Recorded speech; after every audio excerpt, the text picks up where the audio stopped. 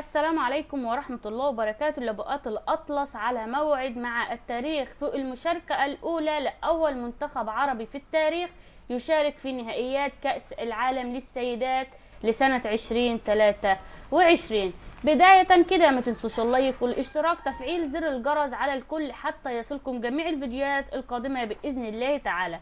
مباراة من العيار الثقيل تجمع بين منتخب المغرب للسيدات ومنتخب ألمانيا في الجولة الأولى من دور المجموعات من ضمن منافسات كأس العالم للسيدات، حيث ستقام مباراة المغرب وألمانيا في يوم الاثنين الموافق 24 من شهر يوليو صباح يوم الاثنين.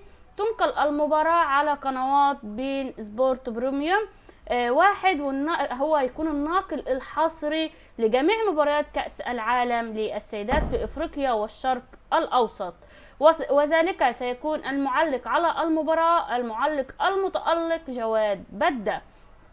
اما بالنسبة لتوقيت المباراة هنقول تنطلق المباراة غدا الاثنين بإذن الله تعالى في تمام الساعة 8:30 صباحا بتوقيت موريتانيا، الساعة 9:30 صباحا بتوقيت تونس والمغرب والجزائر، الساعة 11:30 صباحا بتوقيت السودان وليبيا، الساعة 11:30 صباحا بتوقيت مصر والسعودية والكويت والعراق وقطر والبحرين ولبنان وفلسطين والأردن وسوريا، الساعة 12:30 صباحا بتوقيت عمان والإمارات. بنتمنى التوفيق والصدارة لمنتخب المغرب. سيبوا لنا آرائكم، توقعاتكم حول نتيجة هذه المباراة، ودعواتكم لمنتخب المغرب للسيدات أو المنتخب عربي يشارك في كأس العالم للسيدات. انتظرون إن شاء الله في فيديو جديد، ما تنسوش اللايك والاشتراك، تفعيل زر الجرس ليصلكم جميع الفيديوهات بإذن الله.